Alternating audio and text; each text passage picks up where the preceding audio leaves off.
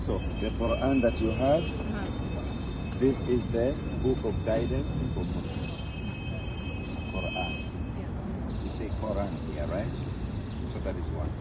Secondly, our faith, our religion is called Islam. What is Islam? It means believing in one God, submission to Him, and following His commandments, and avoiding anything to do with ascribing partners to God. Ascribing what?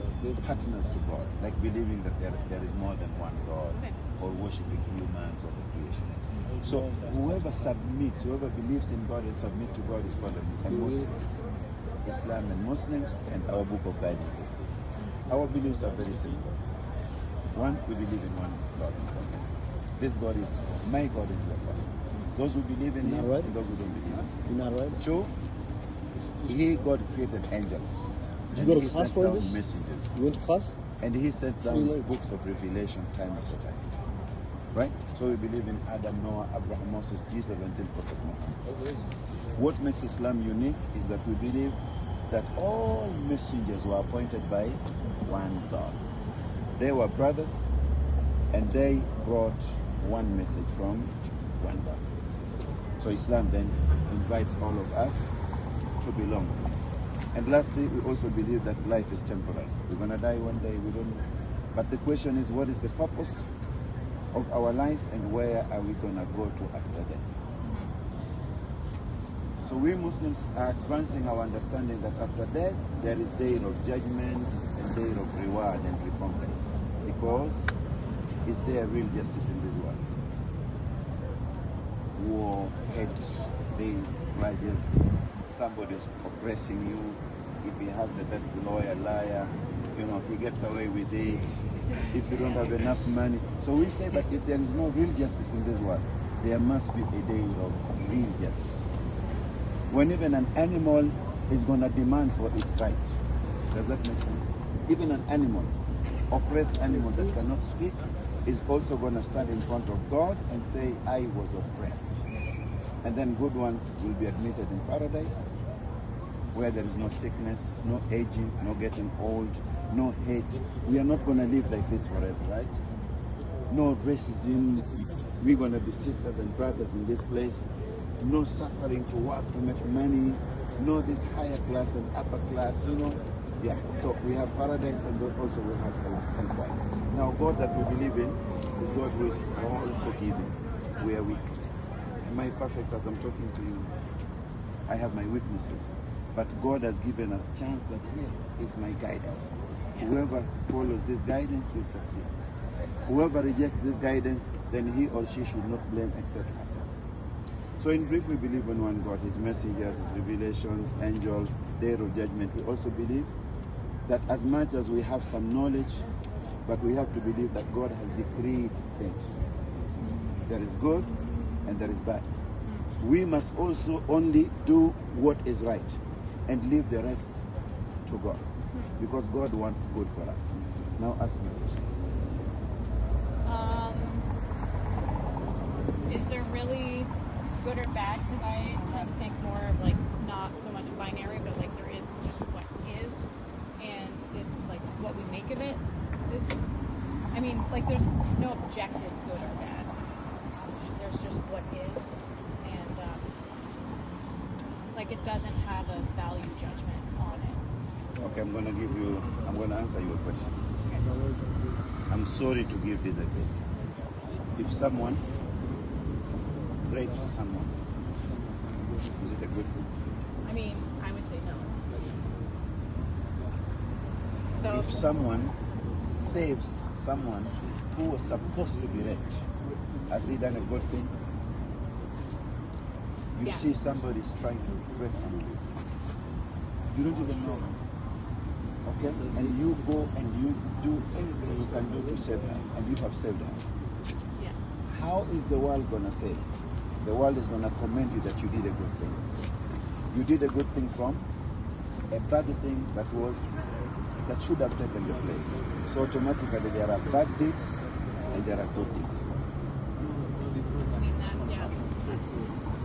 Somebody breaks into your house and steals. Is it a good thing? So, like, sometimes, like, I've had stuff stolen from me, and then sometimes I'm like, well, maybe they just needed it more than I do, because, like, I can replace that thing. Right. And, like, they stole a sleeping bag from my truck. So Right. someone finds a sleeping bag. It's, like, good that they have a sleeping bag. It's not good that they took it, but it's also not good that people are living in conditions where they have to steal things that they Right. need. Right. So, like, on every level, there's, like, a good and a bad thing. Yes. Like, the person doing the bad thing Yeah. is, like, under bad conditions that creates in them, like, the desire to hurt people. Islam has this message. In this Quran, God is telling us, وَلَا تُفْسِدْ, I'm going to quote it in Arabic, وَلَا تُفْسِدُوا فِي الْأَرْضِ بَعْدَ إِصْلَاحِهَا, that do not cause corruption and mischief in the land or amongst yourselves after God has created the earth to be livable for everybody. Listen, the concept of good and bad comes here. In nature, when God created us, and I'm talking about you inside, what Quran says is وَنَفْسٍ وَمَا سَوَّاهَا. When God created your soul or your heart, that you, He made it pure. He made it. And that is why in Islam we don't believe in the original sin, that Adam and Eve, made a mistake. According to Islam, they both asked for forgiveness and God forgave them. So we do not believe that you should bear my sin and I should inherit your sin. But when God created you as an individual, Islam has a beautiful explanation. Why? You are created pure and clean. So now the concept of sinning or righteousness, doing right, it depends on how you want to behave. If you make wrong decisions and you commit crime or you act evil, then you are contributing to corrupting the pure soul that God has created. I mean, yeah, you're just really doing it. It is you, yes. Yeah, it's you that you're corrupting that. You're staining it. That. Yeah. You still have chance to purify it by asking for forgiveness, asking a person that you have wronged, and also asking your Lord for. Islam is a very just and balanced religion. That it starts by you and your relationship with your Creator before you are judgmental and you judge others. And when you do good, then you are maintaining that purity of your heart, and that is what is needed. So it's a decision that you yourself make to either maintain the purity or corrupt it. Beautiful, right? Yeah. So it's more of self-reflection first before you think of, and again in Islam, you think of, people want the world to change. We say, how is the world going to change if the change doesn't start by you? Yeah. No, I'm with that. Right? Yeah. And that is the verse in Quran. God says, إِنَّ اللَّهَ لَا يُغَيِّرُ مَا بِقَوْمٍ حَتَّى يُغَيِّرُوا بِأَنفُسِهِمْ. That God does not change a people until and unless they change what is within themselves. Racism. How do you blame race on a population? Racism is a very individual disease. How do I see my sister now? Am I seeing my sister, or I'm just seeing another race? I should see my sister, a human being like me, with 2 eyes like me, just a human being, a good person. But as soon as I change that and I start seeing somebody else, okay, not even a human being, then that is my own disease. So it is something that can be solved. What does Quran say about racism? Quran chapter 49, you have to read one verse before you go. I've kept you. Quran chapter 49. So you open it like this. As you go, so you go with these numbers. Verse 13. One verse is solving racism in the world. Chapter 13, read. Okay. Oh, humanity. This is your first time you're reading Quran, right? Yeah. Indeed, we created you from a male and a female and made you into peoples and tribes so that you may get to know one another. Only race, gender, this. God just wants us to be more closer to one another, just for identity. Who is the best amongst us? Continue down. Who is what? The best amongst us. Should I boast and say that black is better than this, white is better than Caucasian is no. What does God say? Who is the best? Who is the best amongst us? Surely the most noble of you in the sight of God is the most righteous. You see, so it is a choice that you make that aligns with the revelation of God, His commandments. Then the world is going to be a good place. So that is why we're on the street inviting people to Islam. And you never asked me one question. Why you never asked me about a woman in Islam? Talk to me about it. In secular world, we know what a woman is. In American context, we know what a woman is. We all share freedom. It's just that gender, and maybe there may be other genders now, but then all of us have the right for education, working, earning, right? Yeah. What else? What makes you special? Because every human being is special. I don't know. I'm going to tell you how Islam makes you special. Okay. Can I? Yeah. I want to describe you now, according to Islam. Okay. I'm studying. Does Islam put any distinction between a man and a woman when it comes to nobility, when it comes to righteousness, when it comes to faith? No? Yes. What do you think? I mean, I don't know. You don't know. God says the following, that whoever does good righteous deeds, whether a male or a female, on condition that he or she is a believer, you believe in God and you maintain good righteous deeds. And even whenever you slide and you make mistakes, you come back to your Creator. Talk in Islam, we talk to our God directly. You don't pass through me. What is your reward? God says that I, God, will grant her good life in this world, and also on the day of judgment, I'm gonna reward her with a great reward based on what she did in the world. That is a hope. Yeah. Male and female praying to God. Male and female being charitable. Okay? Being generous, doing good, being helpful. God is saying that He's gonna reward us equal, and God may reward you more than me based on the extent you have gone. That is one. Secondly, in Islam, do you know that a mother in Islam has more rights than a father? Prophet Muhammad, who is the last prophet of Islam, who came after Jesus with the final message of Quran, was asked by a person, "O Messenger of God, who is more deserving in terms of my kindness and rights between my dad and mom?" We know the role dad is playing, working so hard to feed the family. We know the role mother is playing. But who carries us? Who is breastfeeding us? What about diapers? Well, that should be shared. Maybe. But who is doing it most of the time? Mother, depending. Although I know my cousin was like, she was like, I put food into his body and you take care of it out. So that's how they divided it out.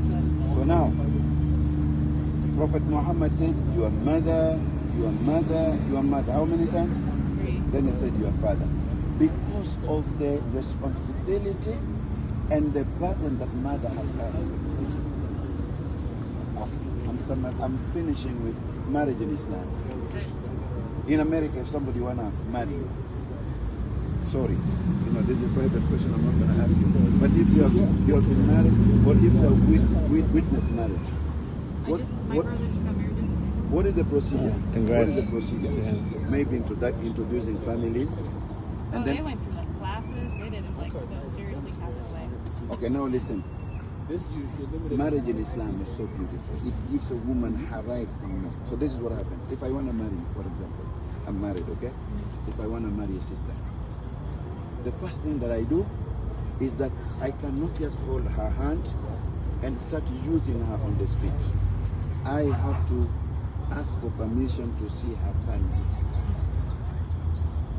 And then I have to reveal my intention that I want to marry you. Now they have to interview me and interrogate me to see whether I am able to take care of their daughter. So that is number one. Number two, once we agree, at the time of marriage, what is happening? the first thing that should happen, you have to ask me for the dowry. I do. You have to ask me for anything. If you say, I need Tesla, I need a Lexus, I need old Corolla, I need a motorbike, I need 1,000, I need $1 million, it's your right at the time of marriage. Listen, you want to marry me? Okay, I need a house on my name. That is your right in Islam. Can you imagine that? You don't find a religion that provides that except Islam. And the other thing, when we get married, there are rights that are legislated. Those are your rights that I should know and I should fulfill. And if possible, you can even ask me, listen, what are my rights? You want to marry me? Do you know what are my rights? If he doesn't know, you can even tell him, go and... So there are rights of a wife and rights of a husband. And then there are rights of children and then offspring. Then once we get married... How are you guys? Once we get married, what else is going to happen? Listen to this last one. I have to provide 5 things. One, I have to provide a roof over you. It's not your duty to pay the rent in Islam.